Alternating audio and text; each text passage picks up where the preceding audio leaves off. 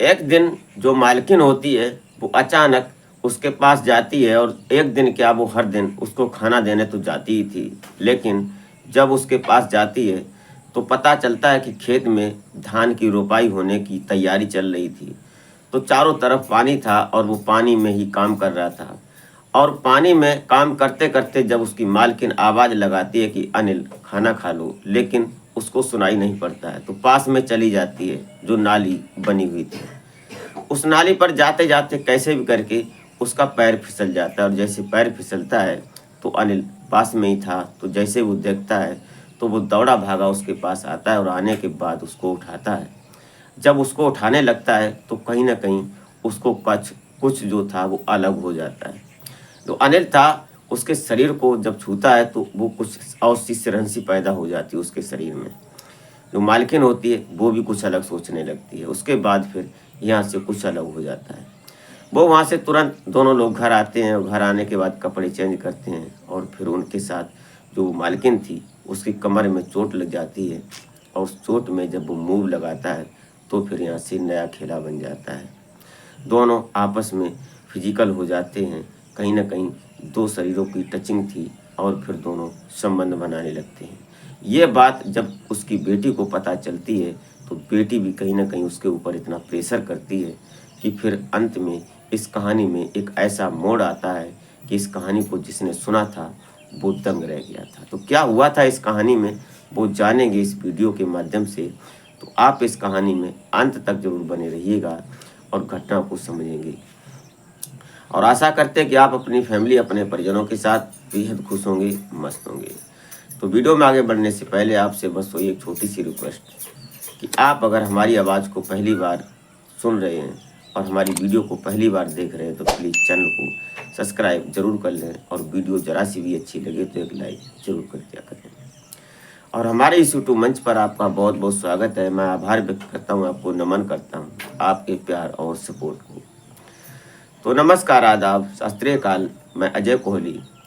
आज की जो सच्ची घटना मैं आपको सुनाने जा रहा हूँ, ये घटना पंजाब प्रदेश का एक शहर पड़ता है नाभा, और इस नाभा शहर में एक परिवार रहा करता था। इस परिवार के मुखिया जो होते हैं वो बलजीत सिंह होते हैं। अब बलजीत सिंह जो थे वो विदेश में रहकर कुछ अपना बिजनेस किया करते हैं। अब ये विदेश में अपना बिजनेस करते हैं। घर पर इनकी पत्नी, उसकी पत्नी के अलावा एक बेटी होती है। पत्नी जो होती है, पत्नी का नाम होता है गरिमा, और जबकि बेटी जो होती है बेटी का नाम सुनैना होता है। अब ये जो बेटी थी ये इसकी उम्र लगभग 18 साल की थी, और इनके पास एक दो भैंस भी रखी थी इन्होंने अपने घर पर, और उसके बाद इनके पास काफ़ी सारी ज़मीन थी। लेकिन समय चलता रहा आगे धीरे धीरे, और जो इनका पति होता है वो विदेश में अपना काम करता है। इधर जो लड़की थी, लड़की को एक दिन ऐसा लगता है कि जब उसकी ग्रेजुएशन हो जाती है तो वो सोचने लगती है कि मैं कुछ तैयारी कर लूँ कुछ काम की। लेकिन अब घर में जो उसकी माँ थी गरिमा, वो सोचती है कि घर में अकेले कैसे काम चलेगा। तो उन्हें एक नौकर की तलाश होती है, तो उन्होंने एक दूसरे को बोला। तो पता चलता है कि एक दिन एक लड़का मिल जाता है जिसका नाम अनिल होता है। अब अनिल उत्तर प्रदेश का रहने वाला था, वो भी गया था पंजाब नौकरी करने के लिए। तो उधर जैसे घूमते हुए और किसी के जरिए से जब उस गरिमा को पता चलता है तो गरिमा उसको बुलाती है, और बुलाने के बाद उसको अपने यहाँ नौकरी पर रख लेती है। उसकी जो तनख्वाह थी वो फिक्स कर दी जाती है। उसको काम समझा दिया जाता है कि तुमको हो सकता है खेतों में भी काम करना पड़ेगा, और उसके बाद घर पर जो एक दो भैंस हैं अगर ज़रूरत पड़ी तो यहाँ भी काम करना पड़ेगा। वो सब राजी हो जाता है। जो अनिल होता है वो पढ़ा लिखा ज़्यादा था नहीं, घर से मजबूर था और मजदूर था, और उसकी एक लाचारी थी कि उसकी दैनिक स्थिति खराब थी, इसलिए वो हर काम करने के लिए तैयार हो जाता है। धीरे धीरे समय आगे बढ़ने लगता है। लगभग 1.5 महीना ही गुजरा था कि अनिल खेतों में काम कर रहा था, और खेतों में धान की रोपाई की तैयारी चल रही थी। तभी पानी लगाने के लिए जो समरसेबल थी वहाँ से वो नाली जो होती है बरहा हाउस में काम कर रहा था। तभी इधर जो मालकिन थी गरिमा, वो जाती है, और जाती ही उसको खाना देने के लिए आवाज़ लगाती है, लेकिन वो सुन नहीं पाता पानी की आवाज़ में। फिर वो उसके पास चली जाती है, और पास जाने के बाद फिर जैसे ही जा रही थी तो नाली पर उसका पैर फिसल जाता है कैसे करके। तो खाना तो उसने यहाँ समर सर्विल पर रख दिया था। उसके बाद जैसे ही वो नाली पर जा रही थी, वो गिरी। तो गिरने के बाद पैर फिसला, वो तुरंत भाग कर आता है, वो देखता है मालकिन गिर गई। तो वो तुरंत उनकी बगल में हाथ डालकर उसको उठाने लगता है, क्योंकि अनिल शरीर से मजबूत तो था, लेकिन वो महिला जो थी गरिमा, वो भी शरीर से हट्टी कट्टी थी। तो दोनों हाथ बगल में डालने के बाद जैसे ही वो उठाता है, तो कहीं ना कहीं उसके वक्षस्थल उसके हाथों से जब टच हो जाते हैं। लेकिन उस समय की स्थिति को देखते हुए ये सब बात उसके दिमाग में नहीं आई। लेकिन जब उसको सीधा कर देता है और जब नाली पर बैठा देता है, उसके बाद दोनों सोचने लगते हैं। कहीं ना कहीं अनिल भी ये सोचने लगता है कि क्या शरीर था, क्या मखमली शरीर। शरीर को टच करते ही उसके शरीर की रूहत बदल गई, रोंगटे खड़े हो गए। ये सोचने लगता है, विचार करने लगता है। तभी जो गरिमा थी वो भी कुछ अलग सोचने लगती है। गरिमा बोलती है कि चलो अनिल, घर पर कपड़े चेंज करते हैं, और कपड़े खराब हो गए, ऐसे कैसे तुम काम करोगे। घर जाते हैं, घर जाने के बाद वो अपने कपड़े चेंज करती है, और वो भी बाथरूम में जाता है, कपड़े चेंज करता है। और कपड़े चेंज करने के बाद वो गरिमा जो थी वो बोलती है कि हमारी चोट लग गई है कमर में, मैं गिर गई, मेरे जरा सी मूव लगा दो। तो वो कमर में उसके मूव लगाने लगता है। अब जैसे ही वो कमर में मूव लगाता है, तो गरिमा जो थी, लगभग उसको 6 महीने हो चुके थे, उसका पति घर नहीं आया था।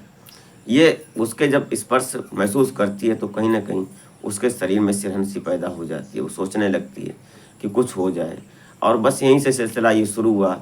और फिर धीरे धीरे गरिमा ने अपनी ओर से शुरुआत कर दी।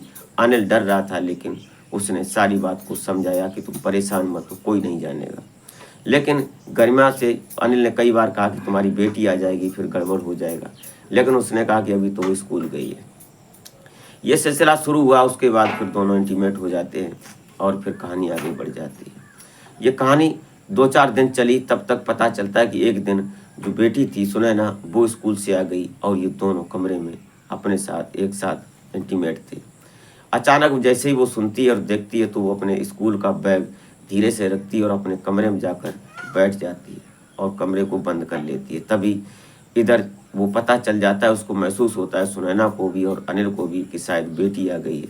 जैसे ही वो गेट खोलकर बाहर आते अपने कपड़े संभाल कर, तो सुनैना से बोलती है वो कि आज तुम जल्दी कैसे आ गई। तो उसने कहा कि देखो, बात मत करो, तुमने बहुत घिनौना काम किया, तुमने बहुत गलत काम किया है अनिल के साथ, मैं सब देख चुकी हूँ।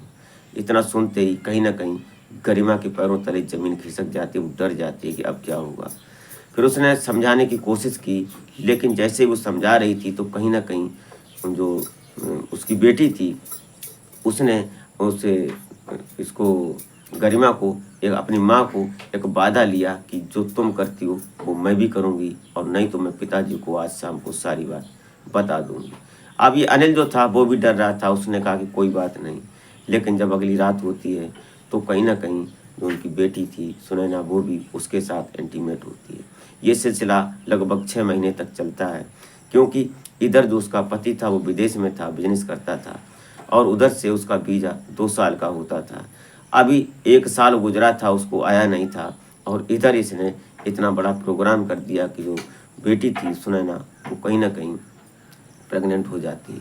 और ये बात जब मोहल्ला पड़ोस के लोगों को पता चलती है, तो उससे जब डॉक्टरी होती है और पुलिस केस बन जाता है। जब पुलिस केस बनता है, तो कहीं ना कहीं जो अनिल था और गरिमा और उसकी बेटी सुनैना, ये तीनों लोगों को पुलिस अपनी कस्टडी में लेती है, गिरफ्तार करती है, उनसे पूछताछ की जाती है। तो पता चलता है कि वो जो इन्होंने गलती की थी, उस गलती को उन्होंने स्वयं किया था, अनिल ने नहीं किया था। कुल मिलाकर जो आस पड़ोस के लोग थे वो सोच रहे थे कि शायद अनिल गलत है, लेकिन अनिल गलत नहीं था। उसकी एवज में उसको पैसा भी मिला था, जो उसके साथ उन माँ और बेटी के साथ वो करता था। लेकिन कहीं ना कहीं वो डर गया था।